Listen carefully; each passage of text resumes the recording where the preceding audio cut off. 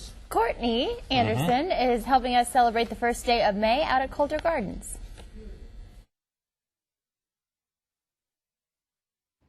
Well, good morning. I am here at the beautiful Coulter Gardens, and today spring is trying to make its way, but it may take a little time. But by the end of the day, we might be able to earn our green thumb with just a little bit of help. So follow me this way, and I would love to introduce to you the owner of Coulter Gardens, Warren Reed, who's going to teach us a few things about that. But first, tell them the history about this place. Well, good morning. Good morning. I'm Warren Reed, owner of Coulter Gardens. I've been doing this since I was 10 years old. Mom and Dad started it back in '79, and I bought it about 3 years ago. That's great.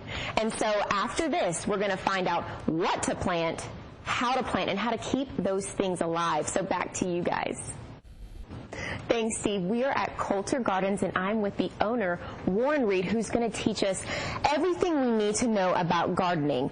Now, the Panhandle is really inconsistent with its weather, and so he's got a lot of tips on what to plant and how to take care of those plants. But let's start with what to plant. Let's go to anything that we've got here and take it away. Mainly with the cold coming through, there's a few plants that can handle cold, like the snapdragons. They can take the cold. Of course, the geraniums, they take the cold really well, so they're good for that. Dianthus, those are just a few that can handle the cold, and they also take the heat really well later on. Okay, what are some specific ones that take heat? Because I know summer's coming up and it gets really hot here. And the heat, petunias love the heat. Corabelles is the little orange one behind you. Those are some of the new ones that really love the heat and take it real easy. And what about this wind? We've got some crazy wind going on. So are there some that are resilient to that? Sure. There's quite a few. There's ones that can't take it, like the caladiums. They're not real good with the wind. But, of course, your geraniums love the wind. Dahlias can take them real well. So there's quite a few things that can handle our wind here in the Panhandle. Okay. And now people talk about east side, west side, what to plant there. Tell us about that and what we need to be aware of when it comes to that. The north and east side of the house is what I consider shade, and that's things where your impatiens and caladiums and things like that do really well. And in the south and west, that's the hot, hot side, and that's where we go with the geraniums, the petunias, things like that that can love the heat. Okay. And real quick for me, not just flowers, but let's talk about some shrubs and the differentiation between all these things and how it differs and how we plant them. Sure. There's annuals like we're talking about. There's perennials that die down and come back every year. And then there's shrubs that usually don't die down, evergreen and flowering type shrubs. So. All right. And real quick, let's just take a scan over here. We have a lot in this green room. It's not just flowers and perennials. We have tropicals, and we also have some vegetation back there that we can all check out. Lots of vegetables, herbs, things like that. Wonderful. Okay. Well, thank you so much. And after this, we're going to be talking about how to plant these beautiful flowers so we can take care of them and so it can be resistant towards this crazy weather we got here. Stay tuned, and we'll be right back. Thank you, Steve. We're at Coulter Gardens, and I'm here with Warren Reed, who's the owner.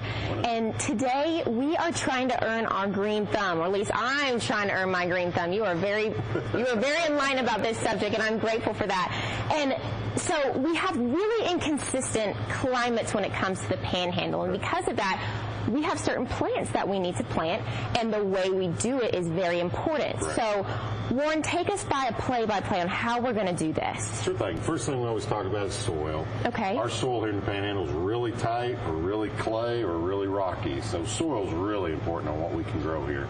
I've got lots of amendments and things that you can mix in the soil that'll help loosen them up. Main thing we want to do is go from rock hard like our soil normally is and get it as loose as you can. Because the looser it is, the easier planting is, and the better things grow as well. And how, I don't know anything about it, so how do we even make it loose? Do we just beat it or get it wet? Or? First thing is break it up. That's first thing, and then we need to mix something. A good compost works good for outside.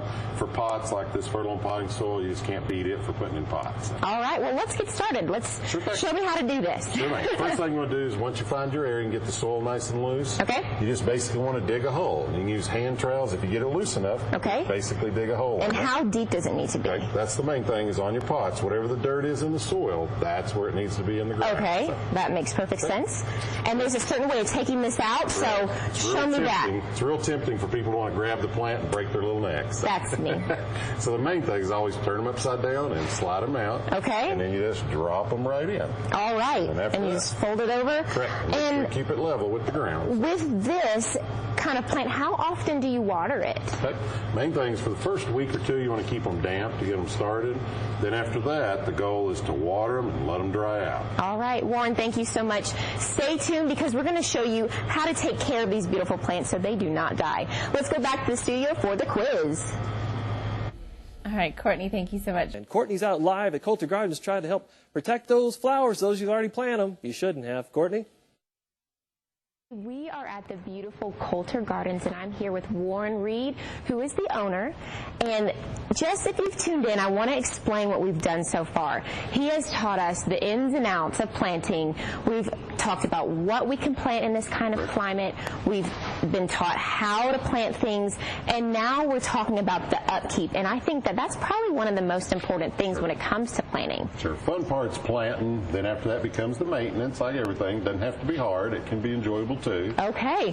Well, explain what we have here. We have a lot of things when it comes to just taking care. So if you want to just start with one. And Sure thing. Once we get our flowers planted, then the next thing you can think about is you can always plant a few bulbs in there. Bulbs are easy.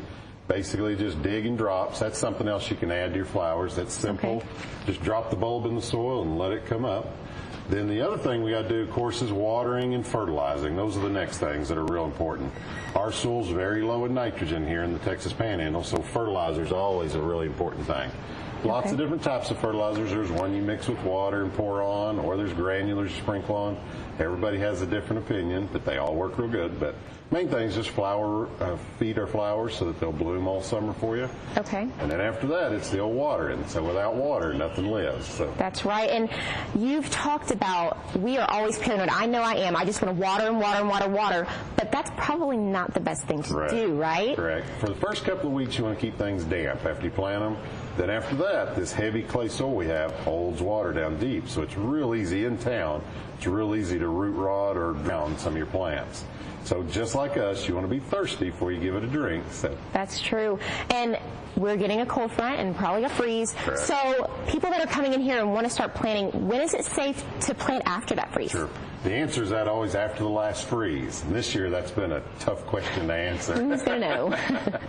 So the main thing is once you get them planted, if you've already planted, the main thing we want to do is protect them from the cold that I hear is coming tonight. So. Okay, and real quick, talk about that item. That's, I think, pretty important. Sure. There's lots of different things you can use. The main thing is don't use plastic. It's real tempting to put plastic bags over them, and they just don't actually insulate the plant at all.